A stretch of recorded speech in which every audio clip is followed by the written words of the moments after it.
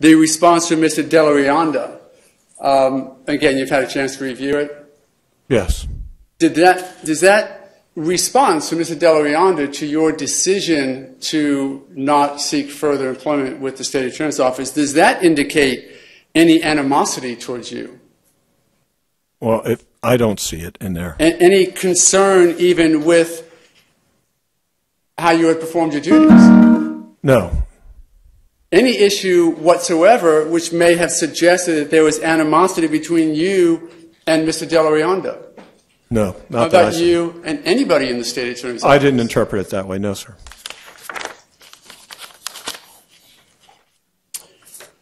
He has made a concern and suggests that it's bias that you only had 2 cases that you're covering in Nassau County. Was that a concern within the office at the time you were employed there? The concern that I recall was that we didn't have enough cases because the sheriff's office was not bringing enough cases to our office. And my response was, wait till the new sheriff starts in January, and I think you'll see things considerably pick up. Is a lot of information flow back and forth in the State Attorney's Office by emails? A lot is a subjective. Okay. We were generally encouraged not to put a whole lot of things in email. Okay. Encouraged by whom? By the management staff. Did they give you any reason why you should not put information in emails? I don't have a specific understanding of why, but it maybe perhaps has to do with the public records law, but I don't know. Okay. Yet it seems the majority, there was information back and forth between you and Mr. Delarianda concerning your performance and Nassau County's performance, correct? Well, again, I don't think it related to my performance. It related to the overall office's performance. And that was not really performance. It was more of a factor of the number of cases that we had. Have you had an opportunity to review the State Attorney's Office internal email files, to review all of the emails that might exist, documenting information flow between you and Mr. Delarianda? I have not. Okay. Do you have access to that? I do not. Okay. For those that do have access to that, are there any other emails out there that would suggest, besides these, any concerns for your performance that might suggest bias in the email system of the State Attorney's Office? Honestly, I don't recall any.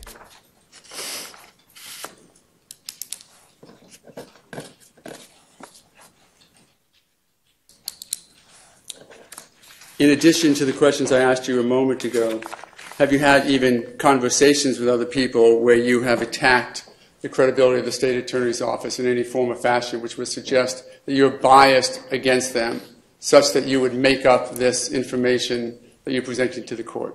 In no circumstances, with bias or without bias, would I make up any information presented to this court.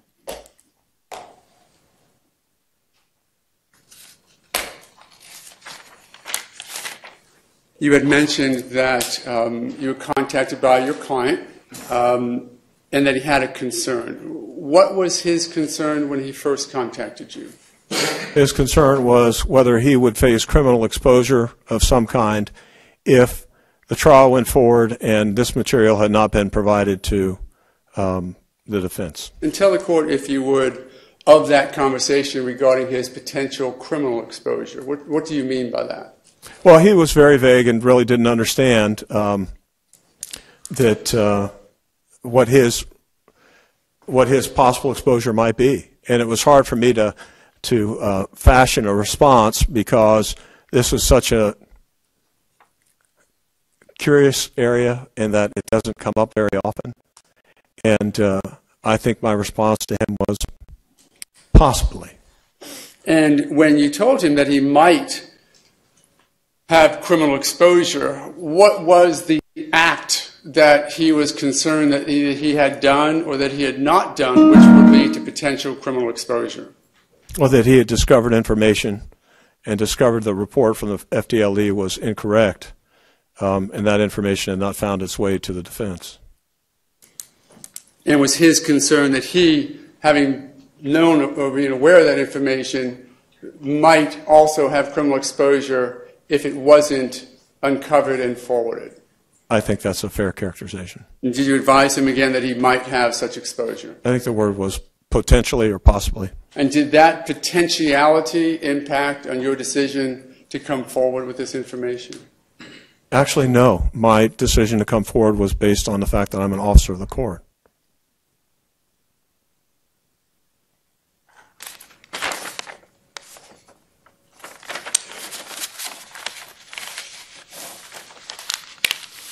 When Mr. Krudbos, is that the correct pronunciation? Krudbos, sorry, advised you that he had this information, was it limited to those sort of high points of the photographs and the one text message that you referenced in your earlier testimony? That was all that he made reference to me about. So I don't know if they're high points or low points or mid points or whatever, but they were the 3 points that, or 4 points, the 3 photographs and the text messages that he relayed to me. And was his concern to you then that he wasn't certain that that information had been turned over? That's correct. Then you called me, correct? That's correct. Advised me of that. And what did I advise you about how I would look into addressing that issue? Counsel, I don't recall you telling me that you're going to look into it. My recollection is that you told me that you had not received those files, those photographs, those deleted text messages from the state of Florida. Did we have a discussion about filing a motion to uncover this information by filing discovery regarding all of the reports on Trayvon Martin's phone? I don't recall. In subsequent conversations between you and I, have I advised you that I filed such a motion that was heard before this court several weeks ago? I don't know if you advised me or if I found it on your website and read about it there. You have an opportunity to look at the hearing, evidencing what Mr. Delrianda's response to the court's inquiry in that regard was?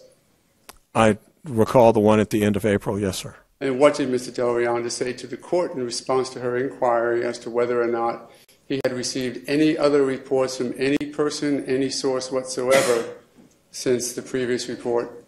Counsel, honestly, I think that the court can remember what Mr. Delrianda said, and also there's a videotape of it. My characterization is irrelevant. I would say that he was emphatic, that he said that he had provided all that he had, and I hope at the end of the day that that's correct. Mr. Delrianda had questioned you about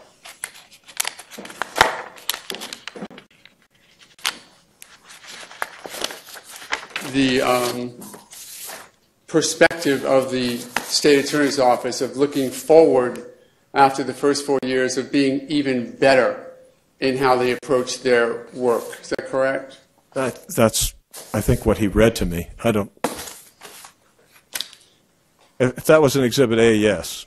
Otherwise, he just read something that sounded like that. So.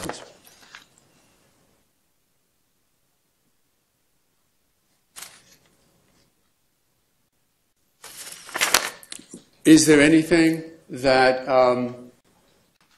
led you down the path, be it the fact that you applied for a West Palm Beach state attorney and didn't get it, or that you're no longer with the Fourth Circuit State Attorney's Office, or that you only had 2 cases, that led you down a path that you would create or cause to be created false evidence or testimony about what the state did or didn't do in their discovery obligations? No. Mr. Mayor, the only thing that led me here was an oath that I took in 1979 when I became a member of the Florida Bar.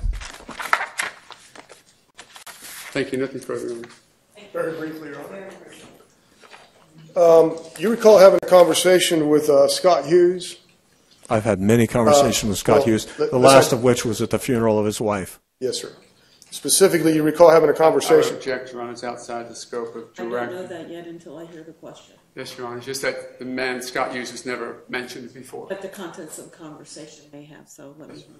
You recall having a conversation with Scott Hughes the week of March 10th of 2013, where he was at lunch with his dad at Callahan Barbecue.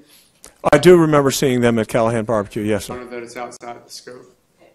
I consider that to be a preliminary question to have this witness understand any question about the conversation. Specifically, you recall telling Mr. Hughes, pardon my language, Angela would have rather kept me in the house pissing out than pissing in.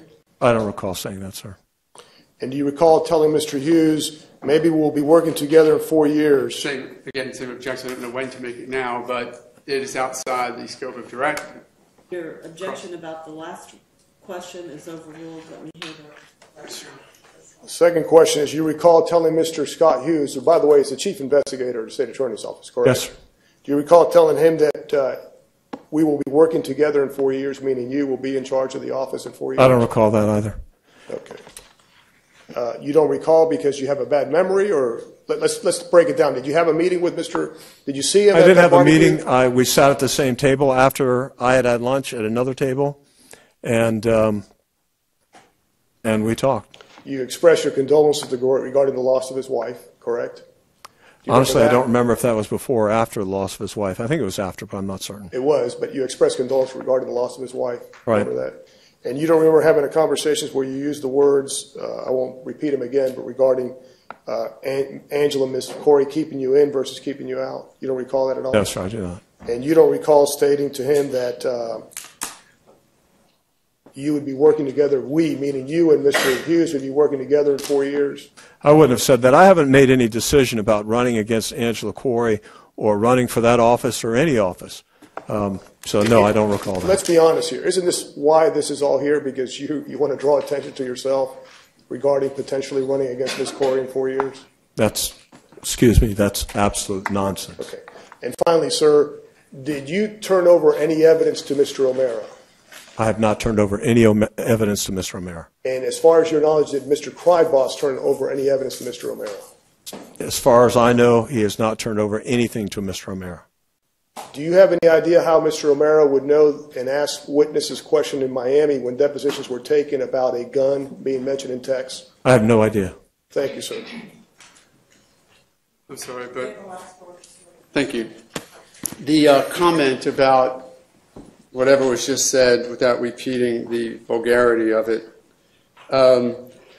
was that a reference to an inquiry whether or not you were part of the source regarding information about upgrading retirement funds for Ms. Corey and Mr. Del Riondo? I don't remember the conversation, so I can't speak to what it may or may not relate to. Were you questioned by members of the State Attorney's Office regarding whether or not you had leaked information regarding putting more money in Ms. Corey's retirement fund and Mr. Del Riondo's? I was not. Were you aware of that issue happening, and were you questioned at all about how it may have come about? Questioned by whom, sir? By anyone in the State Attorney's Office? No, sir. Okay. Nothing further than your own. Thank you. May Mr. White be excused? Yes, Your Honor. Mr. O'Mara, may Mr. White be excused? Yes, thank you, Your Honor. Thank you very much. You are excused, Your Honor, sir. with the court's permission, I want to No, Your Honor, my client is entitled to Wait, time out. Okay. We had a call note saying right now you've been excused. If you have an issue as an attorney's office sending somebody, I'll hear you at that time. Forgive me. Okay, thank you. I was going to just do what he tried to do from the witness stand, which is a relaxation of 9616 as far as the, hasn't been imposed yet, but the sequestration of witnesses to the extent that Mr. White is the attorney of record for the next witness. If he wishes to remain in the courtroom during the testimony, he may do so. Thank you. You've chosen to exit. Call your next witness. Thank you very much, everyone.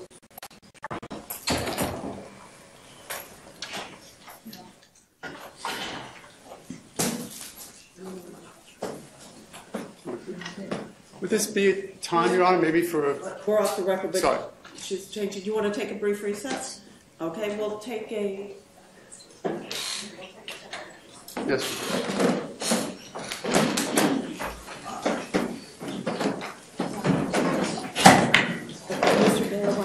some of the evidence? Mr. O'Mara got the evidence back.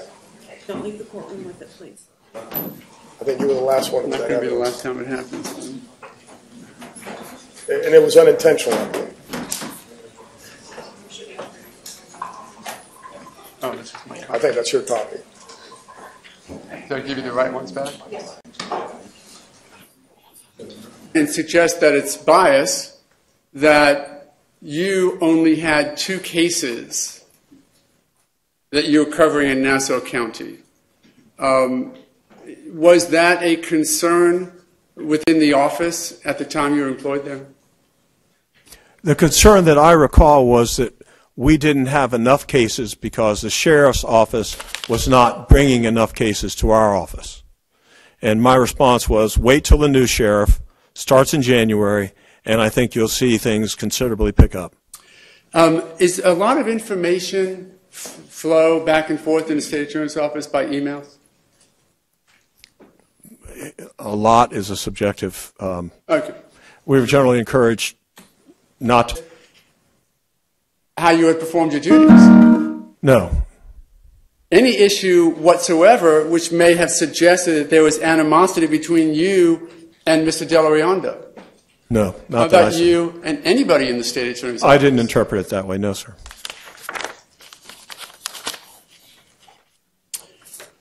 He has made a concern, the response to Mr. Delarionda. Again, you've had a chance to review it. Yes. Does that response to Mr. Delarionda to your decision to not seek further employment with the state attorney's office, does that indicate any animosity towards you? Well, I don't see it in there. Any concern even with... Put a whole lot of things in email. Encouraged by whom? By the management staff. Did they give you any reason why you should not put information in emails? I don't have a specific understanding of why, but it maybe perhaps has to do with the public records law, but I don't know.